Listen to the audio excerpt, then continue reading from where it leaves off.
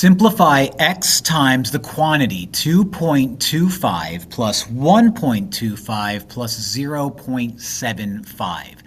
Well, we have combining like terms mixed with a little bit of PEMDAS. Now, PEMDAS says we need to do everything inside parentheses first. Inside the parentheses, I have 3 decimals. I have 3 like terms: 2.25, 1.25, and 0.75. So adding all 3 of those numbers up gives me,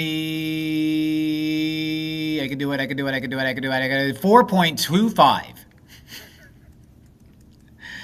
4.25. Now that x is still lingering on the outside.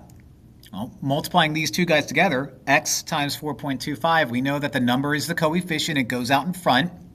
The x is the variable, it goes second, and we end up with 4.25x. So the answer is D.